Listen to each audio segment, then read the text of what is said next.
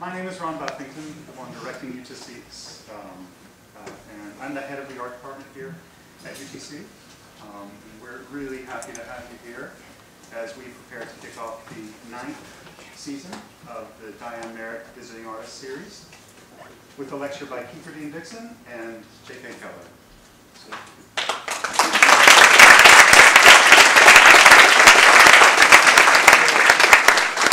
tonight, Keetras and J.K. will be discussing their collaborative artistic practice, after which we'll open their exhibition in the Cress Gallery titled We Keep Having This Conversation. But this is really one small part of their itinerary, and I think it's worth mentioning. They'll be doing quite a bit. They're here for an extended period of time, and they'll be holding discussions in the gallery around their work. They'll be meeting with members of the Chattanooga arts community, and they will be conducting studio visits with our upper division BFA students. All this is possible thanks to the generosity of Keetras and J.K., the hard work of our director and curator, Ruth Grover, the support of the Marek family, and the vision of Diane Marek. So we can take a minute just to thank everyone.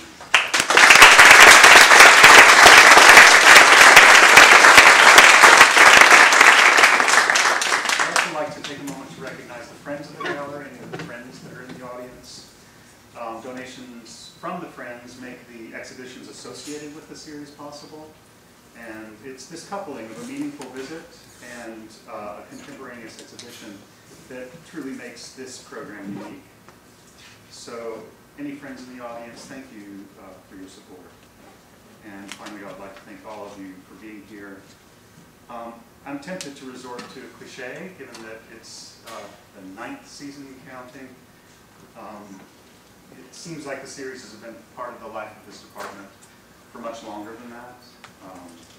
It's just become so critical to who we are and what we do. On the other hand, I feel like we're just getting started, and I look forward to the work that we will be doing in the future. And of course, that includes sharing with you another inspiring, thought-provoking season in 2014-15. So, without further ado, I will turn the floor over to Ruth Grover. She will introduce Keetras and J.K. Have a great time tonight. Thanks.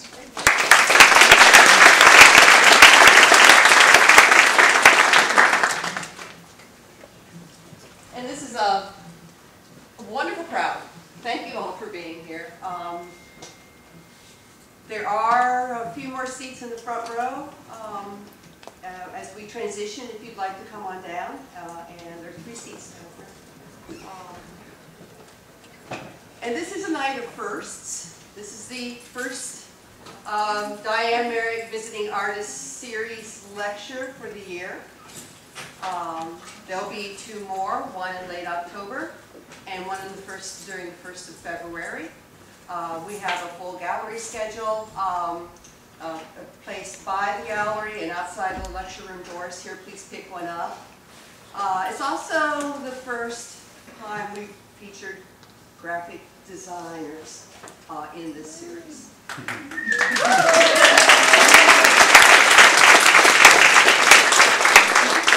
of course, it is our largest program, largest number of people out of any of the BFA programs here at the Department of Art at UTC.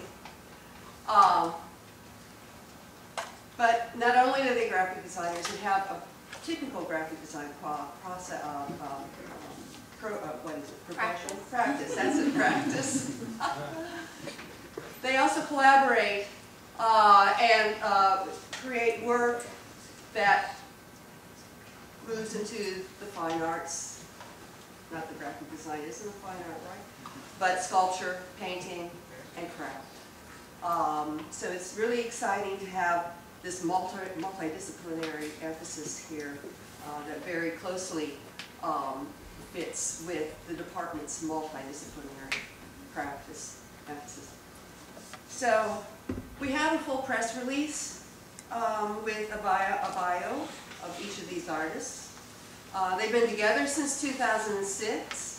Their collaborative projects have been featured in Good Magazine, the Tapes Magazine, and several publications by Die Gestalten. Their work has been exhibited at the Walker Art Center, Minneapolis, Smithsonian's Cooper Hewitt National Design Museum, New York City, Museum of Arts and Design, New York's Hammer Museum in Los Angeles, the Southeast Center for Contemporary Art in Winston-Salem, North Carolina. Living for many years in Baltimore and New York, Keetra and J.K. traveled here from Homer, Alaska. Another verse. Let's bring them on.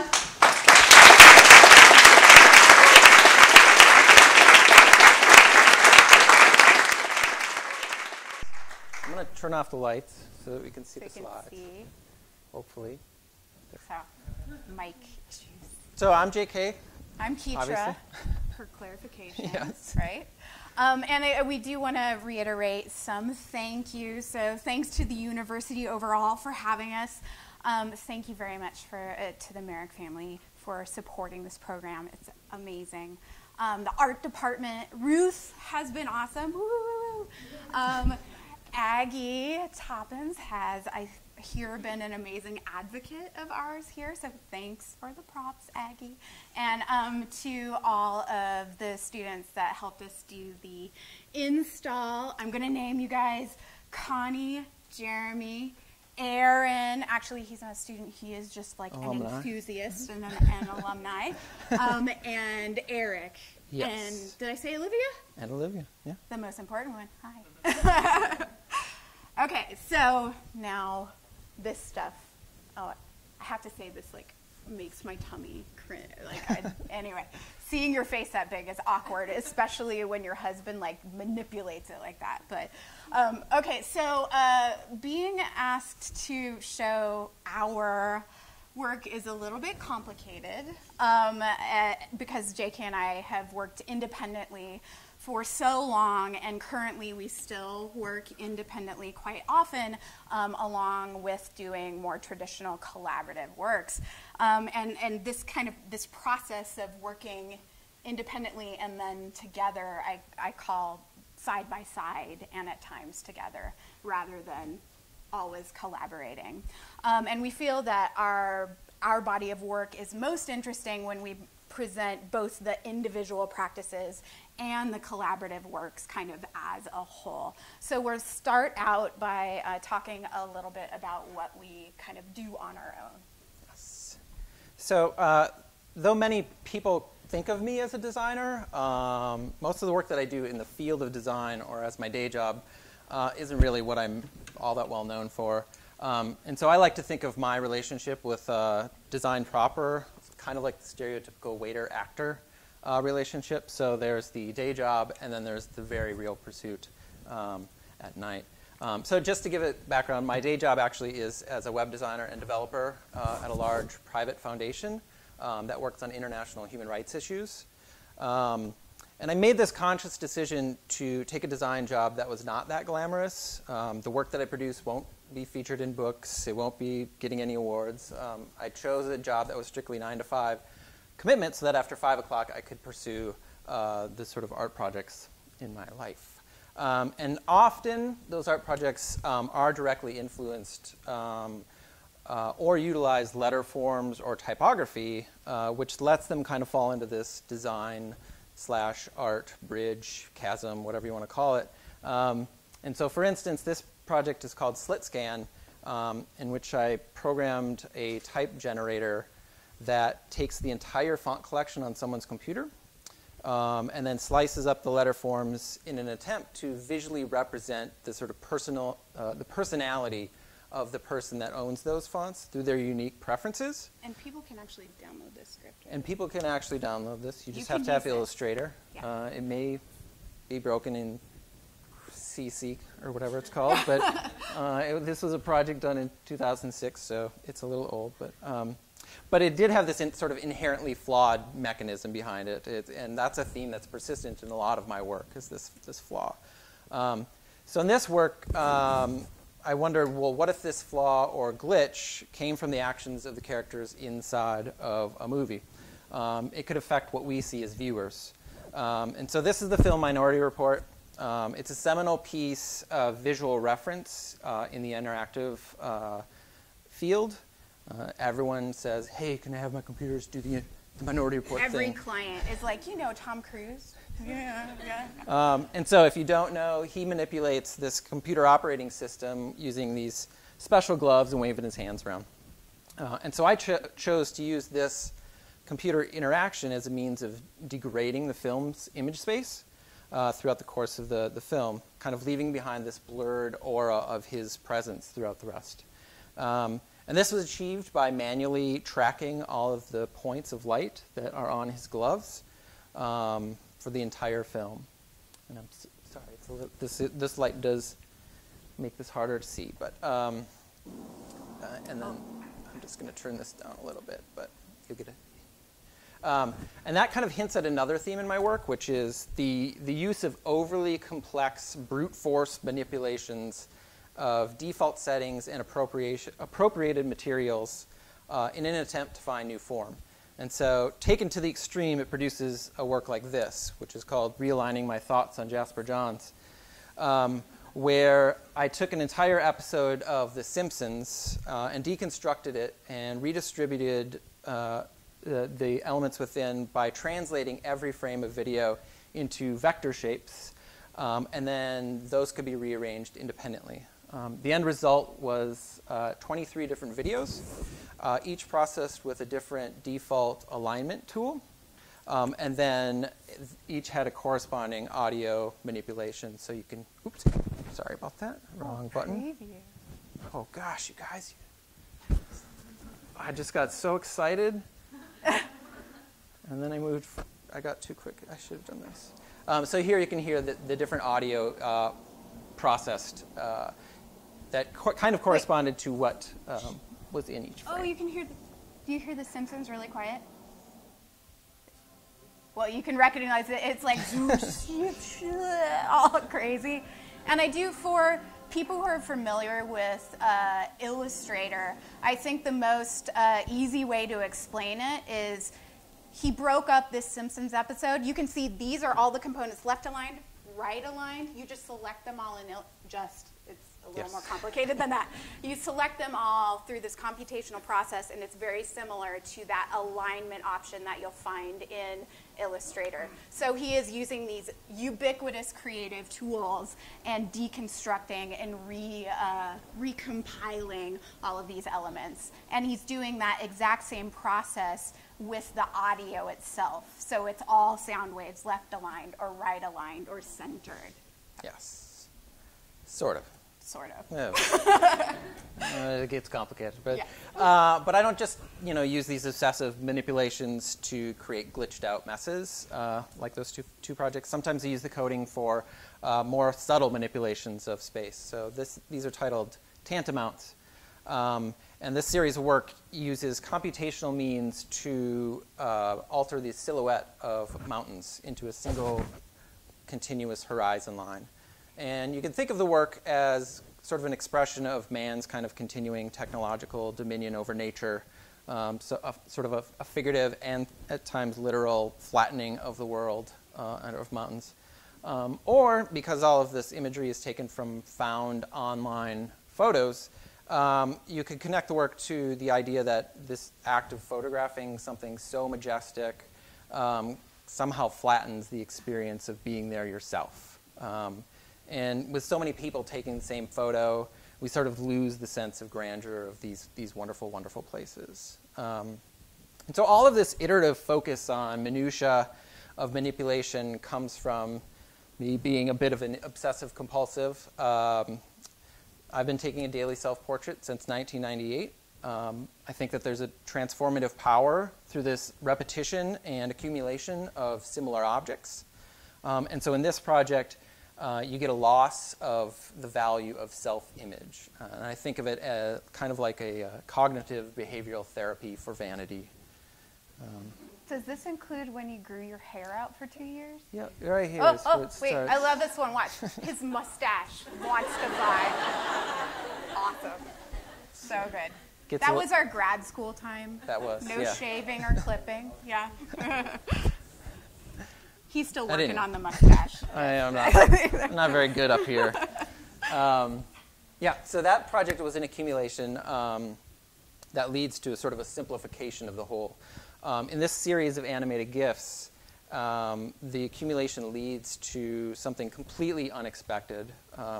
And I also feel like it's a good window into my process as a whole for generating work. So I'm going to explain this one a little bit further. So this is a full icon set that someone might use for developing an application on their phone or on the web or something like that. And what I did was pull from that set all of the icons that had arrows in them. And so here there are the 122 of those.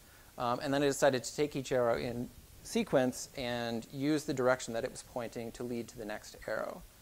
And so the simple act of following a single arrow's decision tree creates a unique composition every time.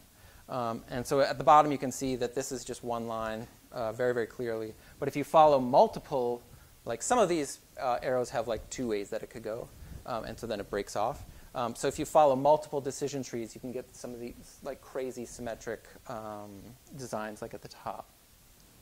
And then as you follow more and more of these possible paths in just these very, very simple parts of a whole, you see the potential of this as a drawing mechanism, and that the number of possible outcomes increases exponentially.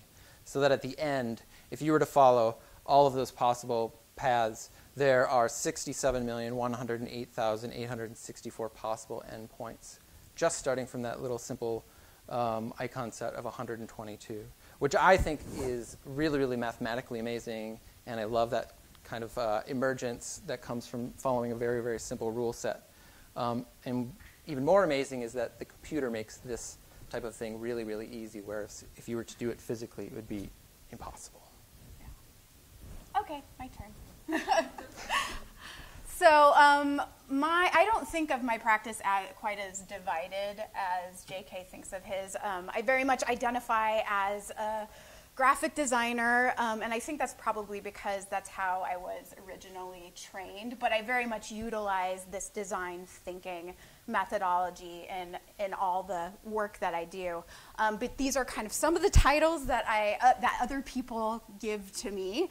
And there are a couple of buckets of work that you can kind of categorize what I do into. And generally, it's either going to be graphic design and lettering. It's a little bit more traditional graphic design route. And when I'm working on this type of stuff, it's just me. I concept, or a client at times will come to me, or sometimes it's self-authored. I'll concept what I'm going to be writing, and then I fabricate it, do it all the way to the end. So it's completely my process. And then there's a different, usually client-based practice, where I'm called a creative director or a design director, and usually I'm directing experiential design projects. And actually they used to call me, before the field was a little bit more developed, they used to call me an experiential choreographer, which I thought was really fantastical and really defined what I was actually doing. But now a lot more people do it, and we're all experiential directors. So with these types of projects, I'm directing big teams, and maybe towards the beginning of a project, the initial ideation phase or concepting phase or pitch phase will be me, or maybe me directing a smaller team, but then the final implementation utilizes very large teams. So this was the entrance piece for the U.S. Pavilion at the Venice Architectural Biennale, and essentially we created these 2 enormous convex walls that, as people passed by them, an echo of their presence was built out of these spires of abstracted cinema. This guy, if you've been to JFK Airport, this is the jet blue ring. So I was involved in concepting that halo structure itself. I was design directing with an architectural firm, and then we had to figure out how to actually orchestrate all of the 23 monitors and have them display seamlessly. And then I directed content that it creates this seamless loop and integrates the JetBlue brand into the space itself and acts as a sort of beacon as well as this ambient presence in the space. So all of those details of the experience I'm really enamored with. I get to do a lot of permanent display platform innovations, which I love doing. I learn a lot about engineering and problem solving. In this example, this is a lobby install that's, if you could guess it, in Vegas. It looks a little bit Vegas-y. So I was working with a team called The Lab at the Rockwell Group, which is an architecture firm that is mostly located in New York. And we inherited the project, and in the lobby space there were these enormous concrete pillars that were really obtrusive and kind of dwarfed the space, and it was the antithesis of a welcoming moment. And so we had to problem solve and make it more an inviting space. And so what we did was create this labyrinth of mirrors by wrapping all of the columns in what's called half-silvered mirror. Some people call it one-way mirror, some people call it two-way mirror, but basically you can see through one way and then only see your reflection the other way, like when you get arrested and people are watching you at the police station. But then we nested behind that one-way mirror these monitors. So when you display content on those monitors, all those bright spots show through, and any dark spot allows the reflection of the space to be seen. So you end up getting this incredibly fantastical, disorienting experience when you walk into the space, which is actually very much like being in Vegas itself. So a much better welcoming moment. And then the other cool part was this permanent display was intended to be a platform for future artist authorships by the Municipal Arts Commission in Las Vegas. But since we were directing the install itself, we needed to do some of the test content for it. So conveniently, we got to create 6 of the inaugural pieces that were displayed on the columns themselves. So really cool. Large-scale gestural interfaces. This is like, I think actually the client referenced Minority Report when they Google. This is installed in Google Paris's Cultural Institute, and we created the interface that is all gestural. So you're like waving your arms around to navigate through this historic visual archive, which was a really challenging interactive experience and was very rewarding. And then the last client-based experiential design project I'll show you, I broke down a little bit more so because I really do learn so much from all of the range of fields that I get to be exposed to with these types of projects that it's kind of awe-inspiring. So this, again, was for Cosmopolitan with the Rockwell Group. We had to do the whole hotel, which is wonderful. And we had this kind of hole in the middle of the hotel, and David Rockwell came to me and came to the lab and said, we want some type of an attraction, a destination that makes this a place that people want to go to, which is a lovely brief, like make a thing people want to go see. Okay. So this is where the design process comes in. The initial concepting is very familiar and very similar to a graphic design concepting. We do a lot of research and immersion into what the challenges are, a lot of strategic thinking and writing, a lot of very loose and rough sketching, and then I get to go meet with these incredibly talented architectural renderers.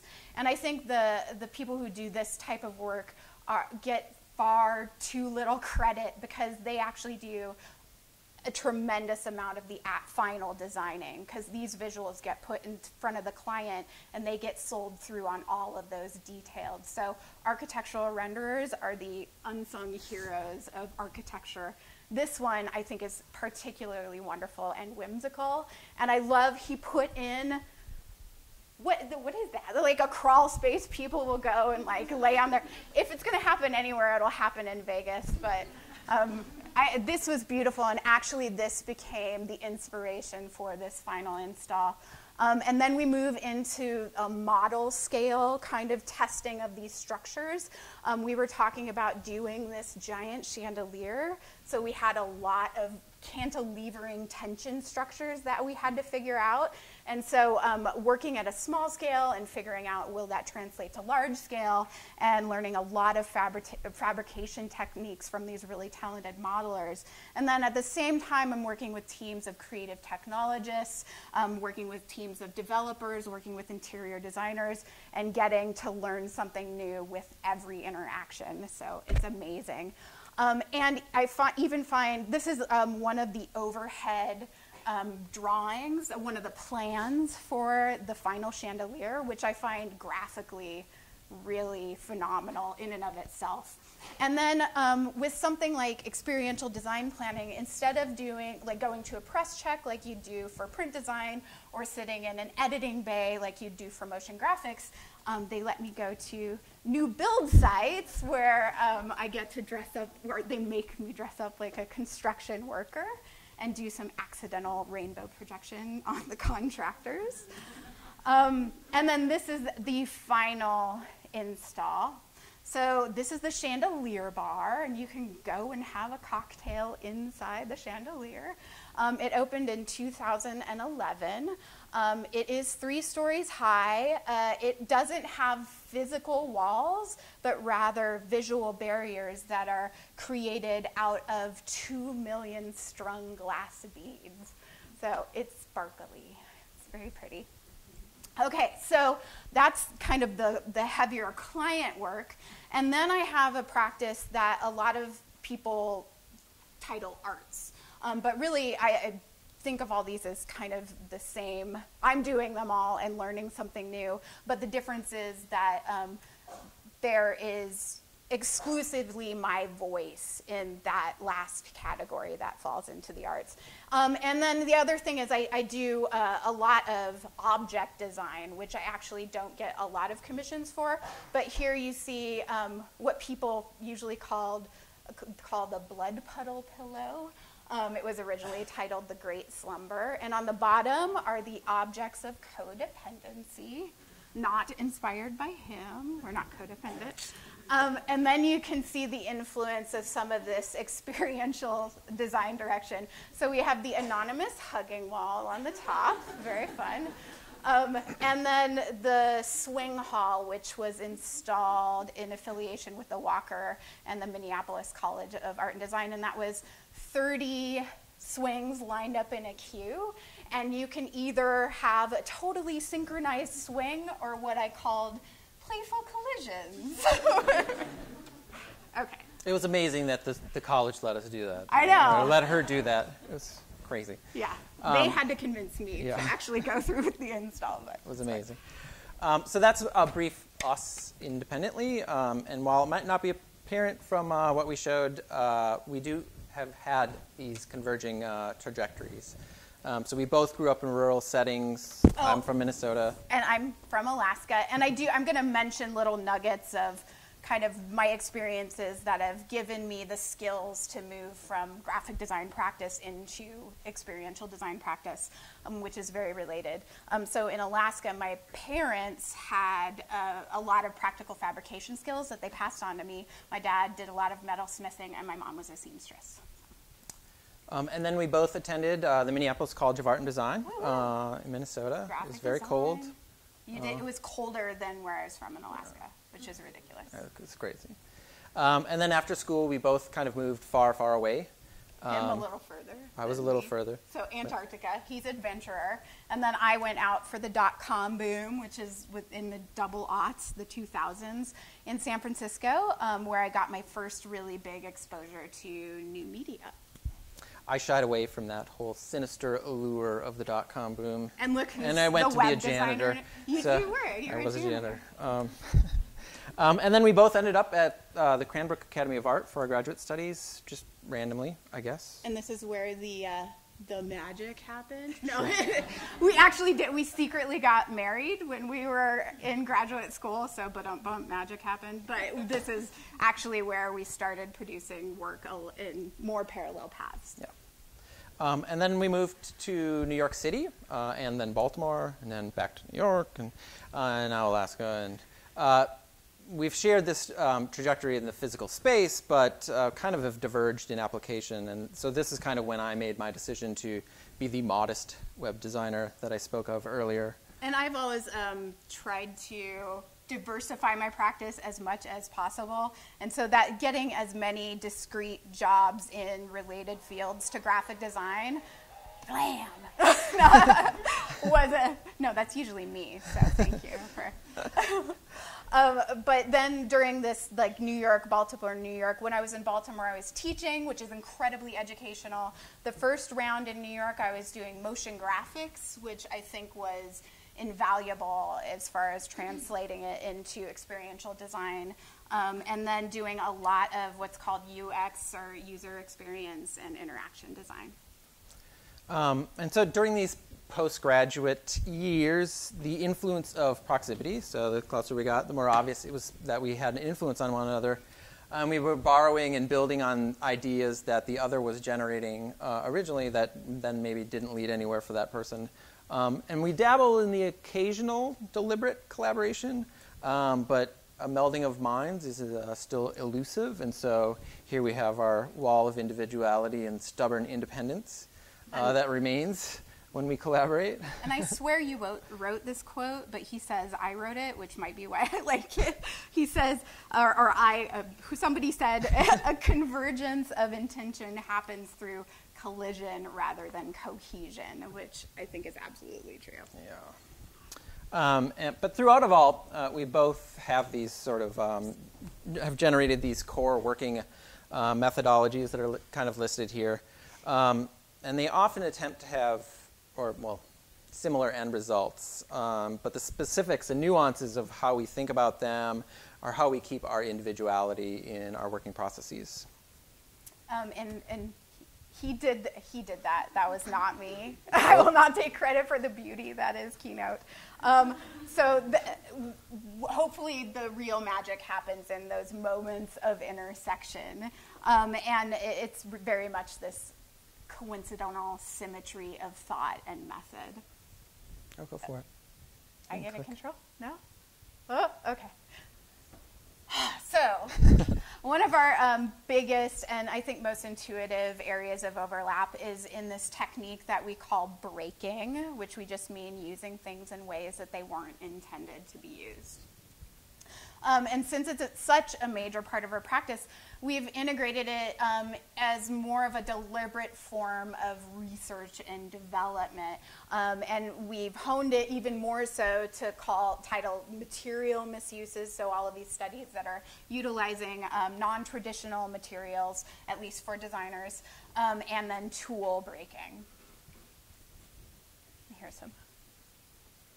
And we call these studies, these first level of studies, attempts, because they really are just attempting to try something new, and they often really don't go anywhere, or at least not at first. So up in the upper left-hand corner, you've got myself trying to draw straight lines as a scanner scans across itself. And this thing is salt crystals growing on typography.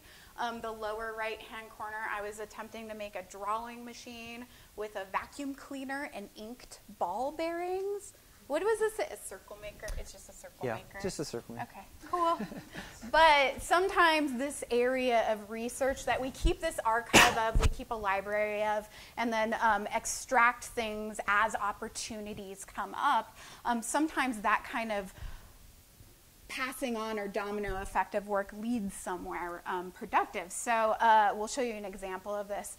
I was doing these type extrusion studies, where I was taking a material and forcing it through these letter templates, and I was interested in trying to force an evolution of that messaging and really turn up the loss of linguistic control that I feel all the time and like replicating that with the new form that's emerging.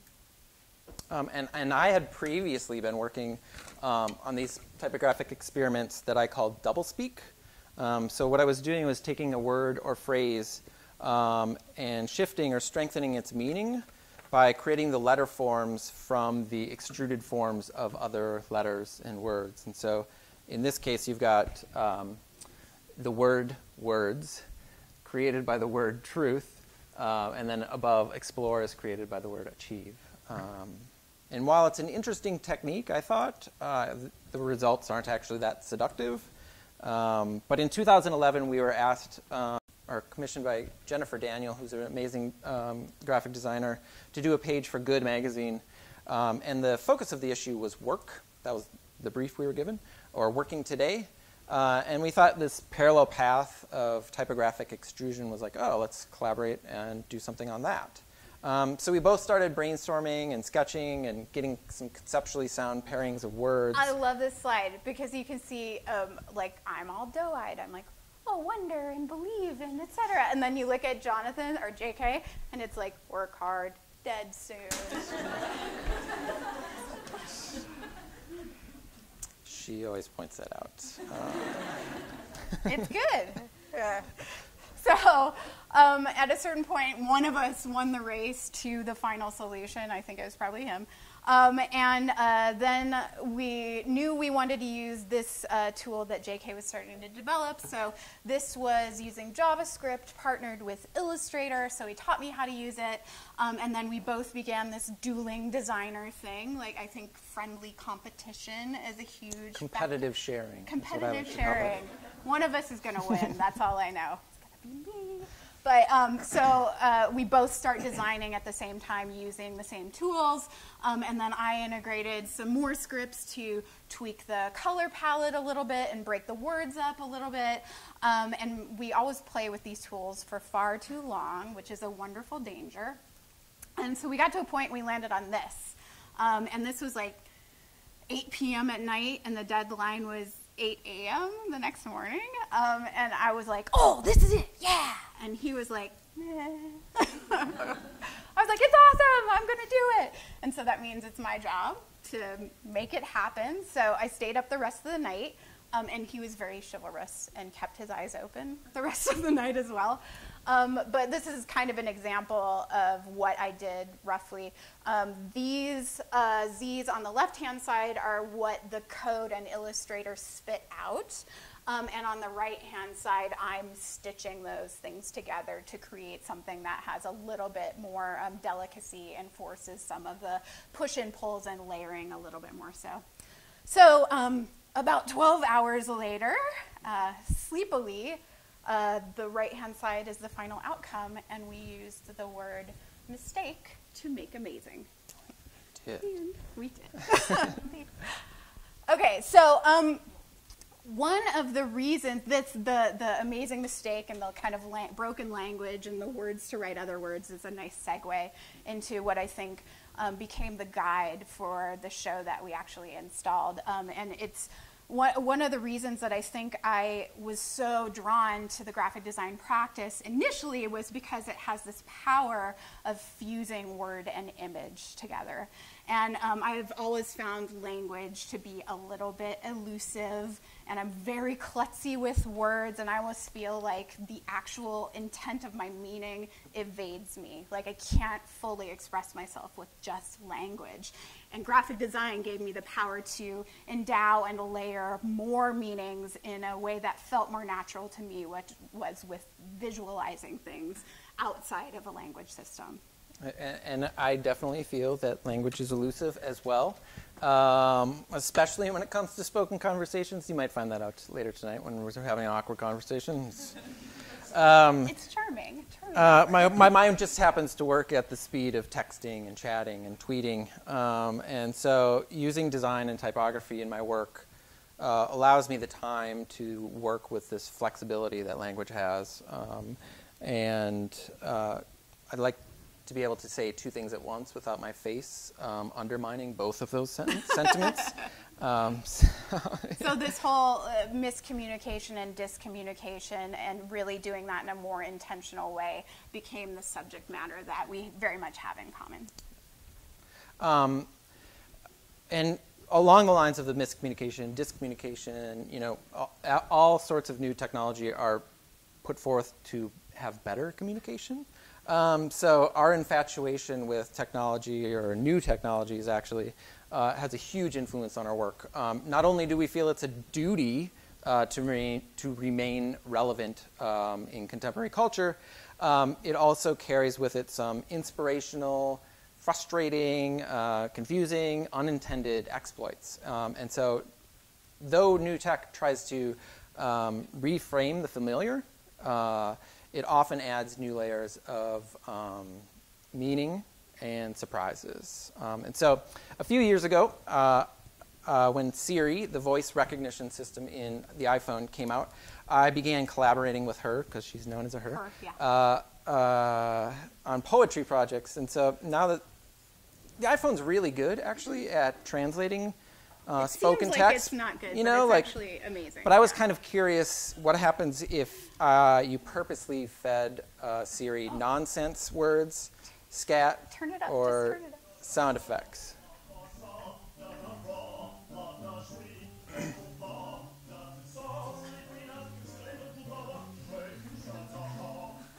So I love it. that is a literal transcription of Shuby Taylor. He's also known as the human horn. Got pulled off the Apollo stage at one point in time. Amazing guy, yeah. And so there's this purposeful miscommunication that I'm feeding to technology. But what she spits back are sometimes these amazing phrases and something that you wouldn't necessarily come up with on your own.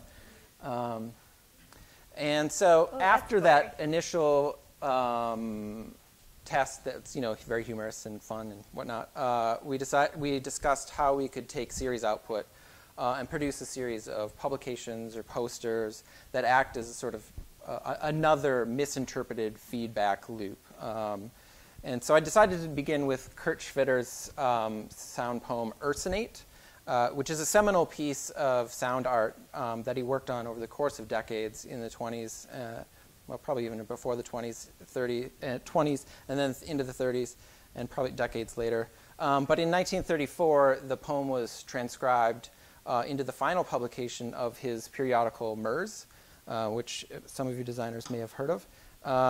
And the entire publication's typography was set by the great German designer Jan Tischold. The only one. I know, me. New typography. So I went through a few iterations. One that used a recording of Schwitter's himself performing the piece. Another with a recording by Jaap Blanc. It's pretty close. Gaapblonk, however you say that. He's one of the only people in the world who has performed this work strictly from memory. And I'm just going to give you an example of what that sounds like, because it's pretty amazing.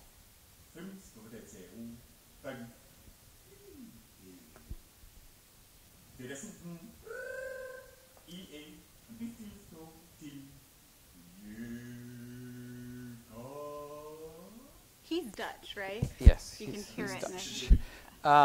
So for this exhibition, we decided to do our own version. So both Keetra and I performed the Ursonate poem. It did not sound like that. It sounded, it sounded like, Klingon. It sounded like Klingon. It was not pretty. Yeah, we're not sound performers, so, and we didn't have a lot of practice with it prior to doing this. So it led to another level of miscommunication, and I thought it was nice that, you know, we're both speaking, it's almost like we're having a conversation, complete nonsense. And then the resulting text was set using Tischold's original design. Yes. So similar to those Ursonate translations, this project called ASCII Outs uses a different technological translation service. And it requires a little bit of what the heck's going on here, explanation. So The way this works is I start with an artwork, and here we have Jean-Michel Basquiat's 50-cent piece. And then the image is passed through OCR software, or optical character recognition software, that searches for shapes that look like letters. And then the resulting letters are placed in their original locations. And then I take the original image away, and you're left with this faulty approximation of the source material. And I was interested in Basquiat's work because it has dense textural content. It's generated with its own handwriting, so the computer actually has a hard time understanding handwritten text, unless you're the one person that was doing the software himself. But, and so I also applied this to my own sketchbooks because I was kind of influenced by Basquiat back when I was in school. And both the ASCII Outs and the Ursinate translations showcase the sort of humorous and interesting state of current technology and the flaws and the biases of the humans that actually create this software. Like I said, if a programmer was doing handwriting analysis, he would often use his own handwriting, and so it would work really well. And then anyone else who used it would just totally fail. But there's a humanity in that glitch, or the unintended, or the purposefully incorrect. I like to think, I'm reminded of like William S. Burroughs. He was explaining his literary cut-up technique, which is where you take a whole bunch of text, cut it up, and then put it back together. He said when you cut into the present, the future leaks out. And I like to think of this as when you glitch into the digital, the human leaks out. And I think another interesting aspect of both the Ursinate study that JK has done and the ASCII Outs study that he's done is that he is taking owner of this, what's being referred to as the anxiety of influence that is a symptom of, I think always been a symptom of being a creative maker, but particularly now. And what I mean by anxiety of influence is that feeling that you can never make anything new and everything's always been done. And I think it's particularly hard right now because we have such access to all of our influences at all times. But I feel like the minute that you look to new tools and new technology, there's new opportunities there, whether you want them to be or not. So I think it's a wonderful way to, in a very direct manner, take from these very influential, like Jan Tischel being such an icon in graphic design, and Kurt Schwitter and Dada being such a major visual building block for graphic designers, taking from those masters, taking your personal voice, owning those influences, and then in a very intentional way using technology to remix it. I think it's like this celebration of the evolution of meaning that's inherent in new technology. So. That's why she said that. Okay. But there's a certain level of risk, you know, when you do projects where you rely solely on the computer to do the work for you. I really, really enjoy that sense of surprise and the unknown result that will be. And it makes me super nervous. Yes. Subtext, I'm a control freak, yes. So for the embracing the unknown is a reminder for me to publicly pursue projects in which I might have no idea how I'm going to make happen, and just have the confidence that I can learn the way to make it happen, or build a collaborative team to make it happen, etc. But a reminder to utilize these unpredictable mediums and circumstances to make sure that I have a sense of discovery and always have a learning in my practice, because that's the only way I'll stay happy and satisfied.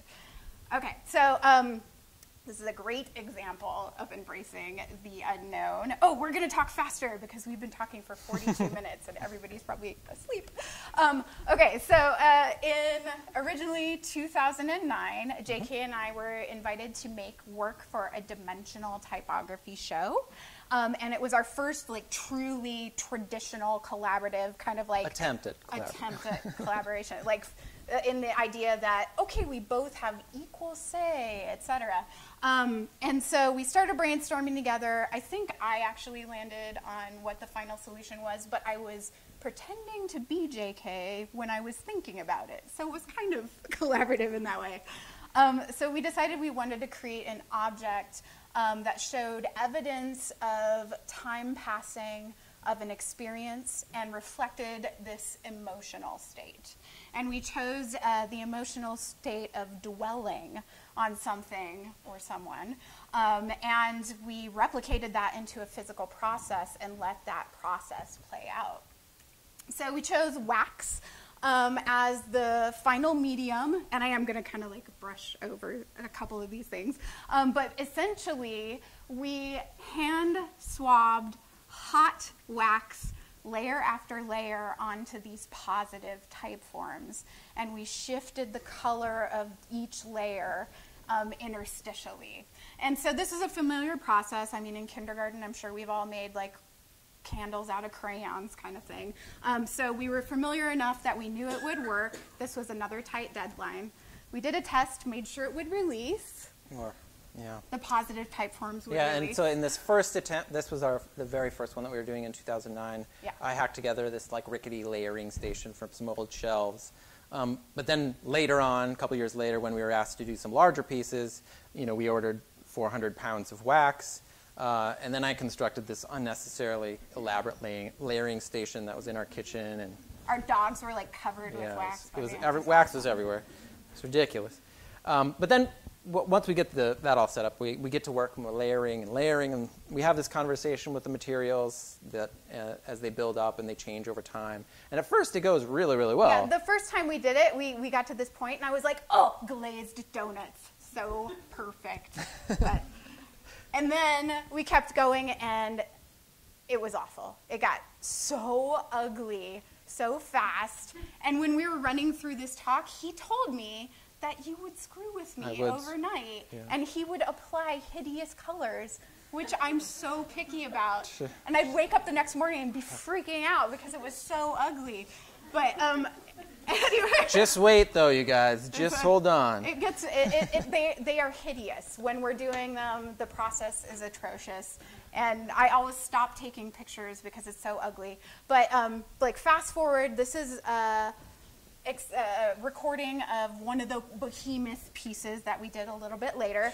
And this is important. So since these final things are like 300 pounds or whatever, and I am really a control freak, I cannot help myself but cut into the big piece. I want to know what's going on in there. So we started making these little mounds so I could like flip them over and cut them open and be like, okay, now we'll do pink again. Okay, now that doesn't always help. That you never really know what's going on inside the big guy. So you just have to kind of keep going until your big wax baby gets to the right size. And then rewind back to the very first time we did it. And we actually, the piece was relatively large. It was like kind of my size. And we, of course, waited till the night before we had to ship it. That was our... Super smart. And then we flipped it over and cut it open. And I think this is my favorite one so far, actually, the first one. We called it I've Been Thinking of You for a While. And it was 5 feet by 1.5 feet, which is a weird way to describe oneself, actually. But it's very not surprising to most people, geode-esque. It references that sediment layering, which was a surprise to me because I was kind of thinking of it as this computational generative process translated into physical craft because I was being JK. But, you know, it's stunning. And I feel like it's funny because work that I have more control over, I don't feel comfortable being like, oh, look how beautiful this is. But because there's this relinquishing of control and it's a process and I let it play out, I feel like I can really appreciate the outcome because I almost feel like I stepped back and I just facilitated it. But the other thing I love about this project is because we had to ship it in an art handling crate, and because it's about my size, the crate ended up looking like a little coffin. And I love the idea of, we shipped it from New York to Chicago, and I love the idea of the gallery owner receiving this little coffin in the mail and then opening it to find this big rock inside. And this is the actual piece that's included in the show that you'll see. But it's some facts that people always ask is It's 150 pounds worth of wax, all the way solid through. And it was created for a large graphic design show called Graphic Design Now in Production, which was touring the country for 3 years. So my crate actually did really, really well on that one. He makes beautiful crates. It's really happy something about I that. wish more people saw art crates because they are a work of art. So that act of embracing the unknown in our work, which applies to the waxworks, has led us to do the same thing in our personal lives. So we recently decided to move from New York City to Alaska. We live in Alaska now. It's crazy. 4 months ago. So this is a time-lapse photo of our journey. We're almost at the end. Don't worry, guys. We drove 4,600 miles. And on the left-hand side, that's before we left. And on the right-hand side, that's about 10 minutes after we left.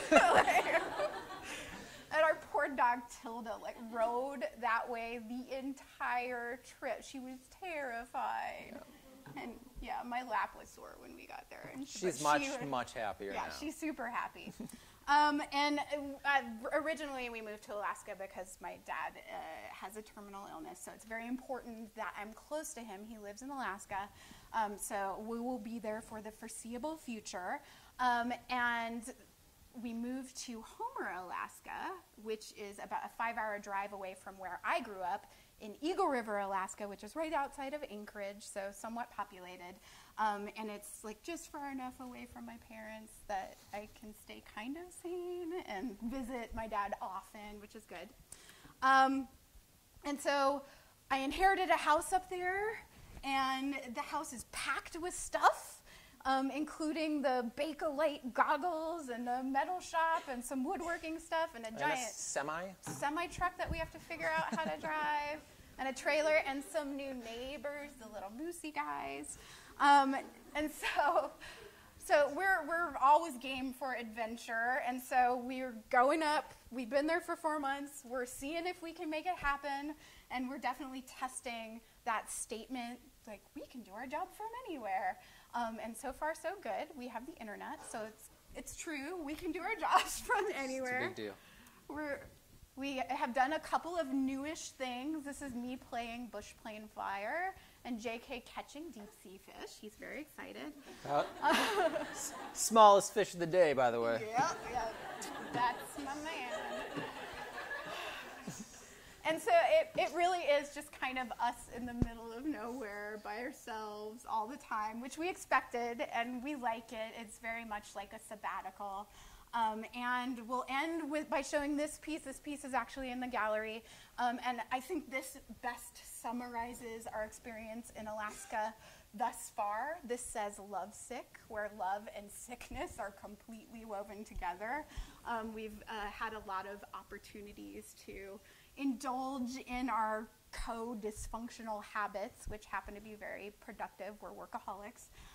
So it's been super fun so far, and in the show you will see nuggets of some of the results of our time in Alaska. So thank you, guys.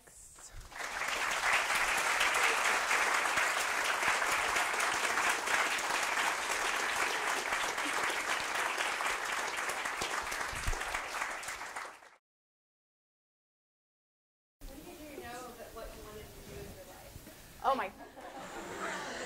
That's not an existential crisis-inducing question at all. Do we know what we want to do? I do. I know exactly when that happened. You do? I do. Oh. I went to straight out of high school. I went to RISD, Rhode Island School of Design, and I thought I wanted to be an architect. And then I was working in the computer labs a lot, and I saw these two guys. I forget their names off the top of my head, but they were working on this interactive multimedia CD-ROM, which probably none of you know what that is anymore. But it was called Love Disc, and I was looking over their shoulder, and they were doing this amazing story playtime, and I was like, that is what I want to do. Huh. What are you using? And they said, that's Macromedia Director, man.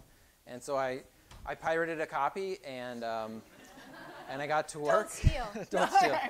No, students you should steal for a little bit. For a little bit. For a little bit. And then that's kind of where I went forward with that. Then I ended up at MCAD, which was much, much better for that type of thing. So. And I've always been a visual maker, always. And I think you can see a meandering in my practice. I think I'll always be, what the actual medium will always change, but I've always been visual, so yeah. Okay. Anybody else? Class dismissed. Oh, man. Yeah. Thanks, you guys. Thank you.